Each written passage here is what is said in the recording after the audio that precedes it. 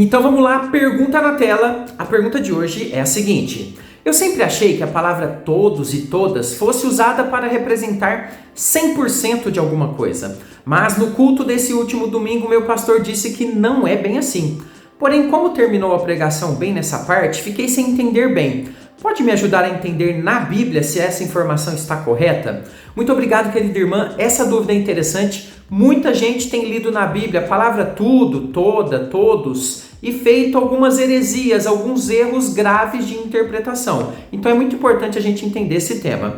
E você, tem alguma pergunta da Bíblia? Se você tem, coloca aqui nos comentários desse vídeo. Eu tenho selecionado toda semana novas perguntas e respondido aqui no nosso canal. Lembrando que tem vídeo sempre de segunda a sexta, às 15 horas, vídeo novo para o seu crescimento. Então, faça parte da nossa comunidade. Embaixo desse vídeo tem um botãozinho inscrever-se. Acione esse botãozinho e você já estará inscrito aqui no canal e fará parte da nossa comunidade de estudos bíblicos gratuitos aqui no YouTube. E se você está aqui pela primeira vez e não me conhece, eu sou o presbítero André Sanches, do blog esboçandoideias.com e sou também autor desse canal. E eu ajudo pessoas como você a aprender a Bíblia com profundidade, mas sem linguagem teológica complicada, ok? Então vamos para a minha lousa de explicações aprender mais dessa questão, mas antes, deixa um joinha para mim, deixa um joinha nesse vídeo e você ajuda muito o nosso canal. Vamos lá então aprender sobre o uso da palavra toda e todos, vamos lá?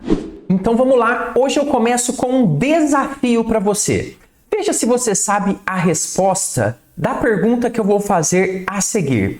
Mas já quero te dizer que 99% das pessoas para quem eu já perguntei erram ou não têm ideia. Eu vou mostrar um versículo e vou fazer uma pergunta. Observe o texto de Êxodo 9, versículo 6, que diz o seguinte: e o Senhor o fez no dia seguinte. Aqui nós estamos diante da quinta praga que foi lançada lá no Egito, por ocasião daquele momento em que Deus estava libertando o povo. Nessa quinta praga está descrito o seguinte: todo o rebanho dos egípcios morreu. Preste bem atenção nessa expressão todo. Todo o rebanho, ou seja, os animais ali de rebanho dos egípcios morreu. Porém, do rebanho dos israelitas não morreu nenhum. Qual que é a pergunta? Observe bem. Aqui, todos os animais dos egípcios morreram, certo? A resposta parece sim. Porém, observe na sequência o que diz o texto, os próximos versículos aqui desse contexto. Êxodo 9, versículo 19, agora a gente está na sétima praga. Então veja, nós olhamos, ou lemos a quinta praga e agora a sétima. Agora, pois, manda recolher o teu gado e tudo o que tens no campo, todo homem e animal que se acharem no campo e não se recolherem em casa, em caindo sobre eles a chuva de pedras, morrerão. Então veja, na quinta praga diz que morreram todos os rebanhos. Agora, na sétima praga, tem gado? De onde apareceu esse gado? Que gado seria esse, já que Êxodo 9,6 diz que todo o rebanho dos egípcios morreu? Essa é a pergunta que eu quero fazer. Obviamente, responda aí no seu coração. Você sabe, você tem ideia. Se você sabe, depois confira a resposta na sequência que eu vou explicar certinho. Se você ainda não sabe, você vai aprender hoje. E claro, a resposta está no uso da palavra todos e todas, que eu coloquei no título desse vídeo, e você e todo estudante da Bíblia precisa, isso aqui é obrigatório, precisa saber disso para entender corretamente os diversos textos que utilizam a expressão todos, todas, tudo. Então é muito importante que você fique até o final desse vídeo para aprender todos os usos dessas palavras e não cometer erros interpretativos e criar heresias, combinado?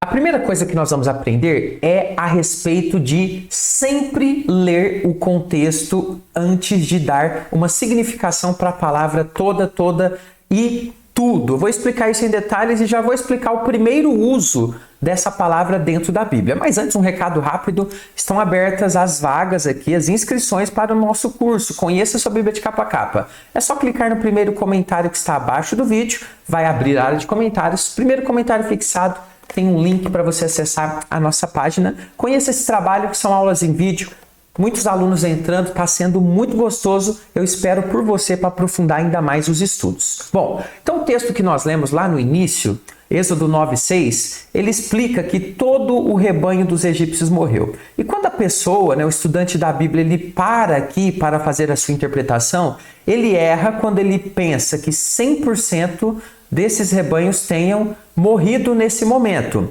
Em uma leitura preliminar, rápida, podemos achar que 100% dos rebanhos egípcios morreram nessa quinta praga, que foi a peste nos animais. No entanto, não é isso que acontece.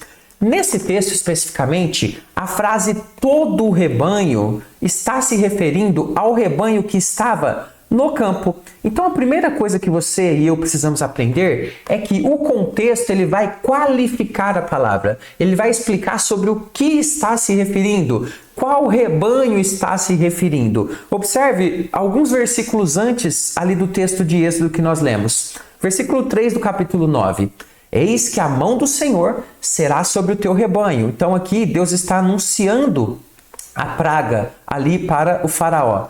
Para o teu rebanho que está no campo. Então observe que existe aqui uma qualificação.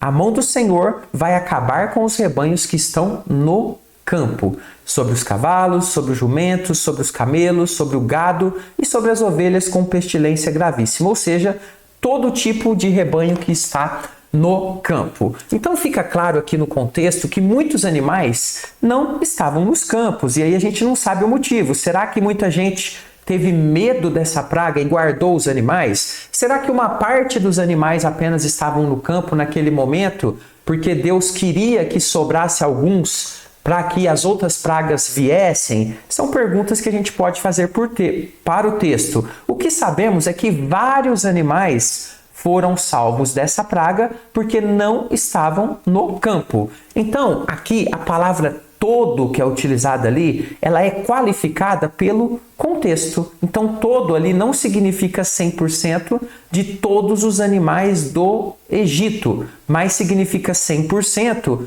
dos animais que estavam no campo. Então, ela significa ali todos os animais que ficaram no campo morreram. Olha que interessante a aplicação. Vejamos um outro exemplo, agora mais da vida prática.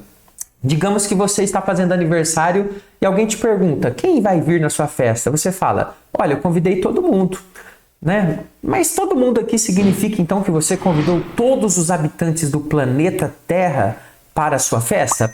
Evidentemente que não. Você convidou todos os seus amigos, ou de repente, quando você foi perguntado, você estava na igreja. Olha, eu convidei todo mundo da igreja, obviamente, todo mundo da minha sala de aula, todos os amigos, ou todos do convívio social. Ou seja, não significa 100% de todas as pessoas possíveis de se convidar, ok? Então, essa é a primeira aplicação, sempre qualificada pelo contexto, mas ainda tem mais duas aplicações dessa palavra que você precisa entender, ok? Então, fique comigo. Agora nós vamos ver versículos que explicam a palavra todos e todas numa significação de grande quantidade, de maioria de um grupo. E aqui é muito importante você entender também, porque é um dos significados que mais aparecem na Bíblia, é esse aqui. Olha só, a palavra toda, em muitas ocasiões, então, ela vai indicar o quê? Uma grande quantidade de um grupo ou de uma coisa, um grande número daquilo que a pessoa está se referindo ali.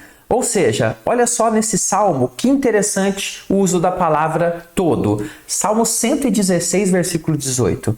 Diz o salmista o seguinte, cumprirei os meus votos, ali que ele fez diante do Senhor, na presença de todo o povo.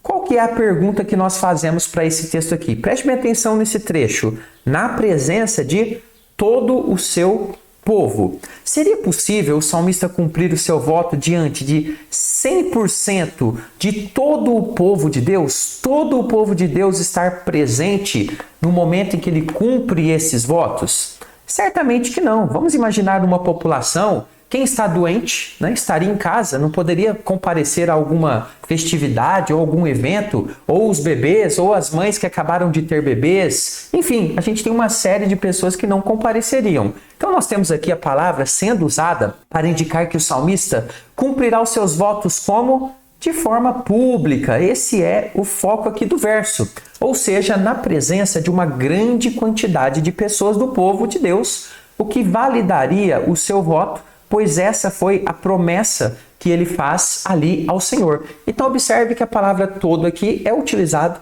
com esse significado, ok? Grande quantidade, maioria. Mas vamos ver mais um texto a respeito desse tema. Mateus 26, 59 diz o seguinte: ora, os principais sacerdotes e todo o sinédrio, preste bem atenção nesse trecho, todo o sinédrio procurava algum testemunho falso contra Jesus, a fim de o condenarem à morte. O que o texto está dizendo? Que todo o sinédrio estava querendo que Jesus morresse. A minha pergunta para você é o seguinte: todos os integrantes do sinédrio, 100% de todos os homens que faziam parte desse grupo, queriam matar Jesus? Nós sabemos que não. Mas como você sabe que não, presbítero? Olha só.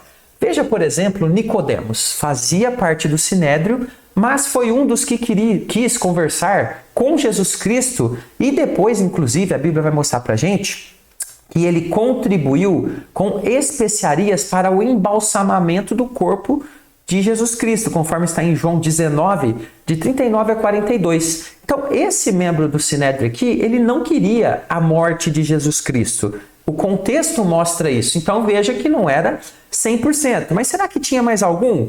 Temos sim. Temos também um outro membro do sinédrio chamado de José de Arimateia, que era membro do sinédrio e cedeu o seu túmulo, olha só, para o sepultamento de Jesus, conforme está lá em Mateus 27, de 57 a 60, o que indica para a gente que ele não estava participando deste grupo que estava querendo a morte do Senhor Jesus Cristo. Então observe que nesse texto de Mateus 26, 59, a ideia não era falar que todos, 100% dos membros do sinédrio, de forma unitária, estava querendo matar Jesus, mas a maioria deles, né, a grande quantidade, o grupo maior conseguiu mobilizar aí esse foco, né, diante das pessoas de buscar a morte de Jesus Cristo. Então veja, isso nos indica que a palavra todo aqui também traz a ideia de maioria, da maior parte, e não a ideia de totalidade dos membros. Então depois eu quero passar um exercício para você. Tente pesquisar, né, ou achar nas suas leituras a palavra todo, toda e tudo e tente observar qual o sentido dela. Você vai ver que a maioria das aplicações dentro da Bíblia é com esse foco aqui. A grande quantidade de algum grupo ou de alguma coisa, uma maioria, ou então como aquela primeira que a gente citou. Mas nós temos ainda um terceiro significado, que é o mais fácil deles, mas que eu quero mostrar para você também, pois faz parte aqui da nossa conclusão do nosso estudo.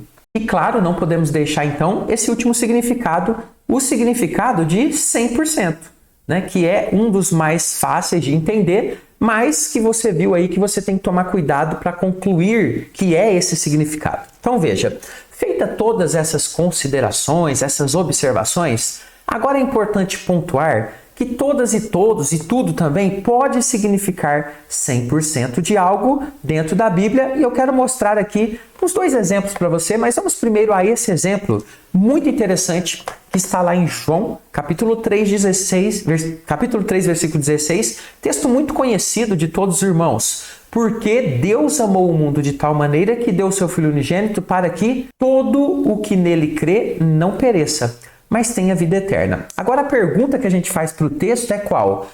Todo mundo que crê em Cristo não vai perecer? Aqui a resposta é sim. 100% de todos aqueles que creem verdadeiramente no Senhor, que é o que o texto está mostrando, eles são salvos. Ou seja, aqui não tem uma margem para a gente achar que é uma maioria. É 100% de todo mundo que crê, sem exceções. Creu em Jesus verdadeiramente de todo o coração, não vai perecer, vai ter a vida eterna. Então esse é um dos textos onde a palavra todo indica 100%. Todos aqueles que Deus chamar, né, que crerem no seu nome, serão salvos. Mas tem mais, olha que texto lindo na palavra de Deus aqui em Jó 34, verso de número 21.